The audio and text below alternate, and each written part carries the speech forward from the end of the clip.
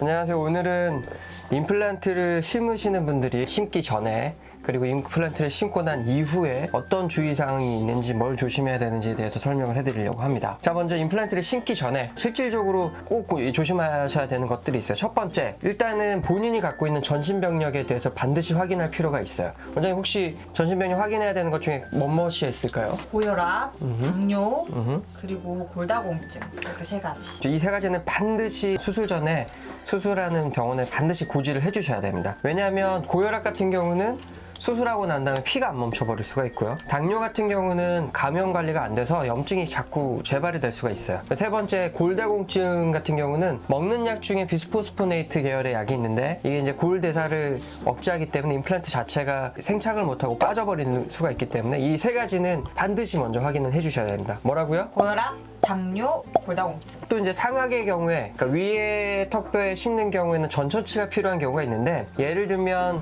이제 상악동 거상술을 해야 되는 경우에 이쪽에 이제 상악동염이라든지 아니면 뭐 축농증이라든지 이런 염증이 가득 차 있는 경우에 전처치로 약을 좀 들여서 이 막 같은 거를 좀 단단하게 해주거나 염증을 빼주고 수술하는 경우가 있거든요. 그 다음에 또 한 가지 수술 전날에 꼭 조심해야 되는 게 뭐가 있을까요? 금주하셔야죠. 좋은 컨디션을 유지하셔야 당연히 수술도 잘 되고 회복도 빠르기 때문에 당연히 수술 전날 술을 드시면 안 됩니다.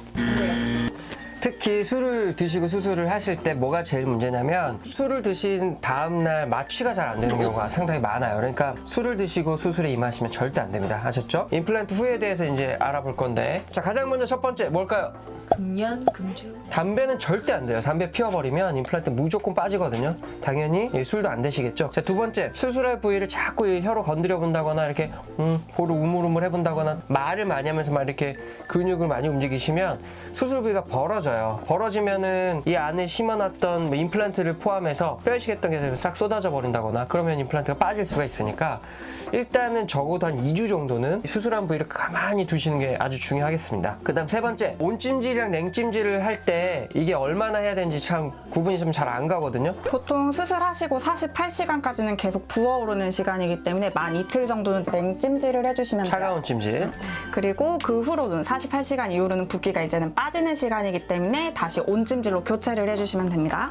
그러니까 이때 거꾸로 하신 분들이 있어요. 수술하는 날 막 따뜻한 찜질하고 그러면 얼굴 입다만하게 붓죠. 그 다음에 그 이후에 이틀 뒤에 막 이렇게 이제 차가운 찜질하면 분 채로 한 일주일 지내시게 되거든요. 그러니까 순서를 잘 지켜주셔야 됩니다. 이 수술하신 분들이 이제 건드리면 안 된다고 하니까 양치질은 절대 안 된다 하고 그냥 그대로 식사하고 한 일주일을 보내시거든요. 그러니까 그럼 완전 다 염증 생기겠죠. 꼭 양치하시고 가글도 해주셔야 되고 주변 치아를 깨끗이 하는 게 중요해요. 양치질은 수술하신 부위만 아니면 똑같이 다 해주시고 양치질한 부위는 칫솔을 사용하지 않고 가글 해주시면 된다 이렇게 생각하시면 되겠네요. 마지막으로 수술하고 난 다음에 내가 이제 이 임플란트도 했으니까 건강해지자 이러면서 이제 운동 막 열심히 하시고 이거는 의사 선생님이 이제 운동하셔도 됩니다 할 때부터 하셔야 되고요. 막 이거 운동 바로 해버리면 실밥 쪽 다 터져버리고 난리 나거든요. 그러니까 많이 나요. 그러니까 무리한 운동은 절대 삼가하셔야 됩니다. 이런 경우가 있어요. 우리가 이제 예를 들면 임플란트 수술하고 의사 선생님에 따라서 뭐 5일치, 뭐 7일치, 뭐 열흘치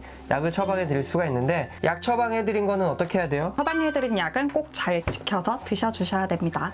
그러니까 아프지 않다 그래서 안 드시면 안 되고 예, 혹시나 염증이 도져버릴 수가 있으니까 의사 선생님 처방해 주신 거는 끝까지 다 드시는 게 중요할 것 같습니다. 자, 오늘은 임플란트 전후 주의사항에 대해서 알아봤습니다. 다음에 또 만나요. 브라운 TV 해주셔야죠. 송원장님 클로즈업해서 브라운 TV 하지마, 나 클로즈업 하지마.